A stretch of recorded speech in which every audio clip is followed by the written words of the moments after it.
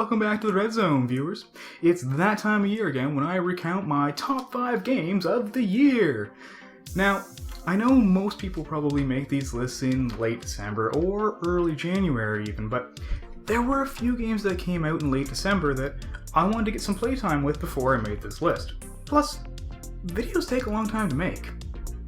Now, just like last year, this list is only of the games I've actually had a chance to play, and there are a few which I haven't gotten around to. So if you don't see one of the games you liked on this list, that's probably why. Unlike last year, I'm not going to pick a winner. This is just a list of 5 awesome games from 2015. Also, unlike last year, each of these games are going to get their very own video, so I can tell you just how awesome they really are. With all that said, let's get straight to it, shall we, with what might be the most obvious pick if you've watched this channel before, Super Mario Maker. Super Mario Maker released on the Wii U in September, and finally brought a legitimate way for Nintendo fans to create their very own Super Mario courses. Think of all the times you've been playing a Super Mario game and thought something could be done better, or saw something really cool and thought about combining it with something else, or even been playing an unrelated game and saw something you thought would be right at home in a Mario game. Well, now, you can take all those different ideas and implement them into your own courses in almost any way you'd like. The game features 4 different game styles: Super Mario Bros., Super Mario Bros. 3, Super Mario World, and New Super Mario Bros. U, with each style offering not only its own aesthetics, but also the corresponding abilities and power-ups for Mario.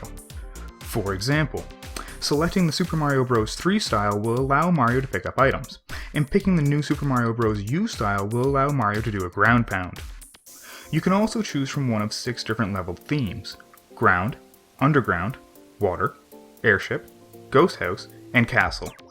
From there, you can add almost any combination of more than 70 different course elements and enemies to create the most interesting and exciting Super Mario course you can come up with. You can even combine some items and enemies in ways never seen in the actual games, like having a cannon shoot out coins, or having Lakitu throw down fire flowers for the player to use, or sticking a pair of wings on, well, almost anything really. With all this customization, the possibilities seem endless. But there are actually quite a few omissions. Personally, I'm disappointed that they left out the All-Star game styles for Super Mario Bros. And Super Mario Bros. 3. And I'm also really disappointed that the Super Leaf and Super Acorn were both left out of the new Super Mario Bros. U style, but for most players, there are far more obvious and more important omissions. There are plenty of missing enemies, like Spike, Blarg, Fire Bros, and Paragoombas. There are also several missing power-ups, like the Frog Suit, Hammer Bros Suit, Mini Mushroom, and Penguin Suit, but potentially the most frustrating is the missing course themes, like Ice, Desert, Jungle, Forest, and Beach. Heck, even in the existing course themes, we're still missing the abilities to make hills and slopes. But all is not lost.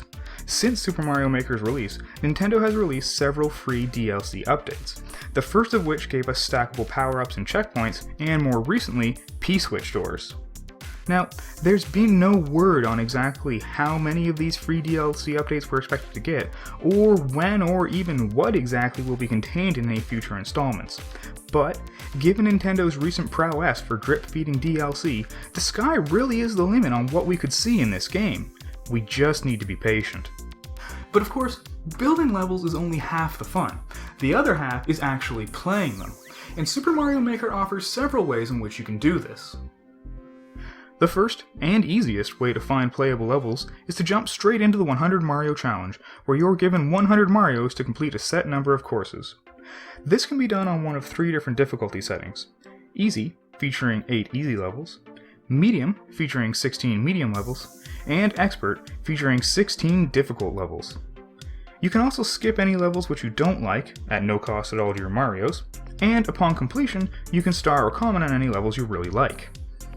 Starring levels you like can actually be a very helpful way of finding more enjoyable courses later on.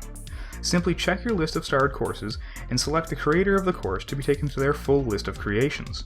There's a good chance that they'll have more than one course that's up your alley, and you can then follow them as a creator.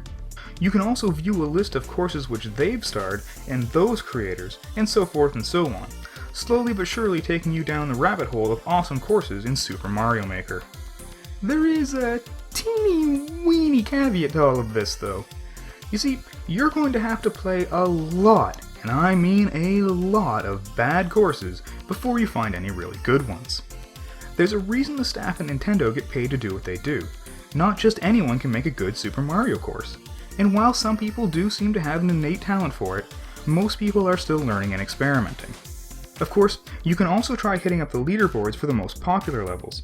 But even filtering by region, these results will generally boil down to one of three things.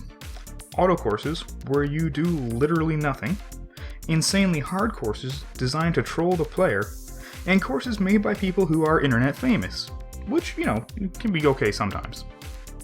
Now at this point you might be thinking, hey, I'll just search for levels with compelling tags, like puzzle, secrets, ghost house, underwater, whatever floats your boat. Well, if you think the game lets you search for courses that way, or heck, even tag courses at all, I have bad news for you. It doesn't. There's also no way to flag courses with insta-death, leaps of faith, or other troll tactics. This seems like a massive oversight to me, but hopefully, tagging, flagging, and searching for courses will all be added in future via more of that wonderful free DLC. In the meantime, I recommend building up a list of shared courses and followed creators by playing the 100 Mario Challenge on medium or even on difficult, but be prepared to skip a lot of troll levels if you play in the difficult setting. You can also use external course sharing sites like the Super Mario Maker subreddit to find some decent courses rather quickly. So yes, Super Mario Maker offers an unlimited number of hours of fun creating and playing different courses, and it really is one of the best titles I've played this year. But it's also a far cry short of the full potential experience this game could be offering thanks to some rather glaring omissions from the retail release. But hey, if Nintendo can keep cranking out that DLC and keep listening to the fans, then Super Mario Maker could become one of the best games, well, ever. So there's the first of my top 5 games of 2015. Let me know in the comments down below what you thought of Super Mario Maker and what DLC you're looking forward to. Don't forget to subscribe to my channel, like this video, and share it with your friends. I'll have another one of these videos ready for you soon, but in the meantime, stay in the zone.